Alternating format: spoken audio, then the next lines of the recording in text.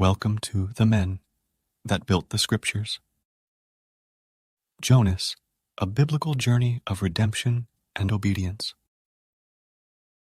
Welcome to this special YouTube video where we embark on a captivating journey through the life of one of the most iconic and impactful characters in the Bible, Jonas, or commonly known as Jonah. This biblical narrative offers a timeless message of redemption, obedience, and God's boundless love and mercy. From the northern kingdom of Israel during the reign of King Jeroboam II, circa 8th century BCE. He is mentioned in the Old Testament book of Jonah, which is found in the Hebrew Bible and Christian Old Testament. This book is distinctively different from other prophetic books as it primarily focuses on Jonah's personal story rather than his prophecies.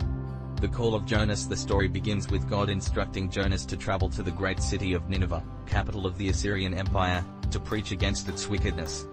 However, instead of obeying the divine command, Jonas attempts to escape God's will by boarding a ship bound for Tarshish.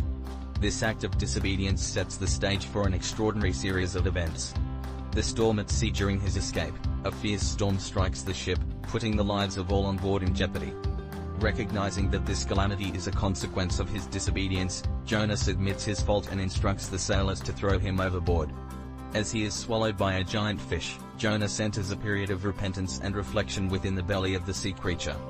The lesson of repentance. Inside the belly of the fish, Jonas humbly prays to God, acknowledging his sins and seeking forgiveness. His genuine repentance moves God's heart, and after 3 days and nights, the fish spews him onto dry land. This miraculous event serves as a profound symbol of God's willingness to grant second chances to those who turn back to Him with sincere remorse. The second call to Nineveh. Having learned his lesson, Jonas heeds God's call a second time and travels to Nineveh. He delivers a simple yet powerful message to the city, warning them of God's impending judgment because of their wickedness. To his surprise, the people of Nineveh, from the king to the lowliest citizen, respond to his message with deep repentance and fasting, hoping for God's mercy. God's mercy and Jonas struggle. Witnessing the Ninevites' repentance, God relents and decides not to destroy the city. This displays His boundless mercy and compassion for all people, regardless of their background or past sins. However, Jonas, who harbors deep-rooted bitterness towards the Ninevites, struggles to accept God's grace and kindness towards them. The gourd and the lesson of compassion. As Jonas sits outside the city, God provides a leafy gourd to shade him from the scorching sun. Yet, God also appoints a worm to destroy the gourd, causing Jonas great distress. Through this incident, God teaches Jonas a lesson in compassion and empathy, explaining that just as Jonas cared deeply for the gourd, He cares for all His creation, including the people of Nineveh.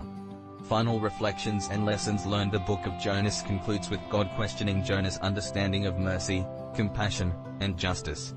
The story challenges us to reflect on our attitudes towards others, particularly those we may see as undeserving of God's love and grace.